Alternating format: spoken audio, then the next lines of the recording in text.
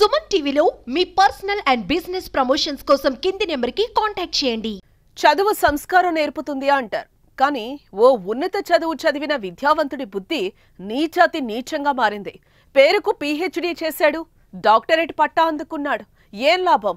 ఈ ఆధునిక కాలంలో ఆడపిల్ల పట్ల వివక్ష కలిగిన దుర్మార్గుడు తనకు పుట్టబోయేది ఆడపిల్ల అని ముందే తెలుసుకుని భార్యకు బలవంతంగా అబార్షన్ చేయించాడు. ఆ బాధ తట్టుకోలేక భార్య కన్ను మూసింది. పసిగుడ్డు కన్ను తెరవకుండా ప్రాణాలు విడిచింది. ఈ హృదయ విషాదకర ఘటన తెలంగాణ రాష్ట్రంలో చోటు చేసుకుంది.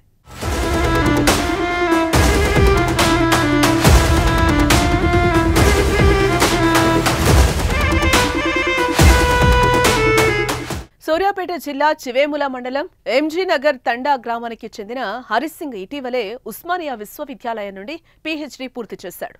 ఇప్పటికే ఇద్దరు ఆడపిల్లలకు జన్మనిచ్చిన హరీష్ సింగ్ మగపిల్లాడు కావాలనే అనాగరిక ఆలోచనతో మూడవ సంతానంలోనైనా మగపిల్లాడు పుడతాడని అనుకున్నాడు. అప్పటికే 7 నెలల గర్భిణి అయిన తన భార్య సుహాసిని కోదాడలోని ఒక ప్రైవేట్ ఆసుపత్రిలో చూపించగా మూడో కాన్పులోనూ ఆడపిల్లనే తేలింది. దీంతో అబార్షన్ చేయించాలని భార్య సుహాసినికి తెలపడంతో ఆమె నిరాకరించింది. దీంతో భార్యను శారీరకంగా భౌతికంగా హింసించి బలవంతంగా హుజూర్ నగర్ సమీపంలోని ఓ మామిడి తోటలో ఆర్ఎంపీ సహాయంతో అబార్షన్కి ప్రయత్నించాడు.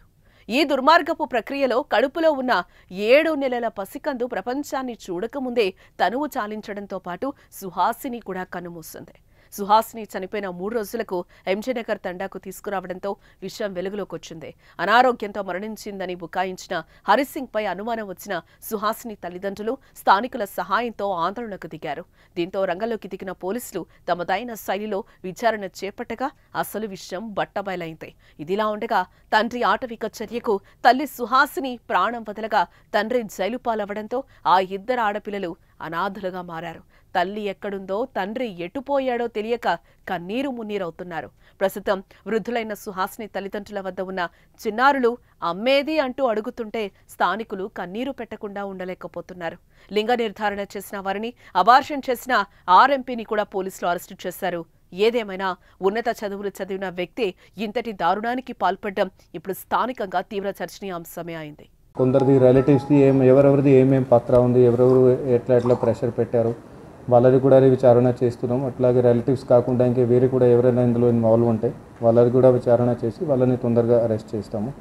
ఈ ప్రస్తుతానికి మనం ఇది 6 మెంబర్స్ని అరెస్ట్ చేసి ఇప్పుడు కోర్టు ముందు ప్రొడ్యూస్ చేస్తాము. సో బేసికలీ అది పబ్లిక్కి ఒకటి విన్నపం తెలుపుతున్నాము. ఏమంటే అది ఎట్టి పరిస్థితిలో గర్భ నిర్ధారణ చేయకూడదు. అది PCPNDT యాక్ట్ కింద బ్యాండ్ ఉంది. అది దాంట్లో ఇద్దరి మీద కూడా అయితే ఎవరైతే హాస్పిటల్స్, స్కానింగ్ సెంటర్స్ వాళ్ళని కూడా బ్యాన్ చేయడం జరిగింది. అటు ఎట్టి పరిస్థితుల్లో చేయకూడదు. అట్లాగే ఎవరైనా ఫ్యామిలీ మెంబర్స్ చేపిస్తే వాళ్ళ మీద కూడా శిక్ష ఉంటుంది. సో ఇది 2 రకాలుగా దాంట్లో ప్రొవిజన్స్ ఉన్నాయి చట్టంలో.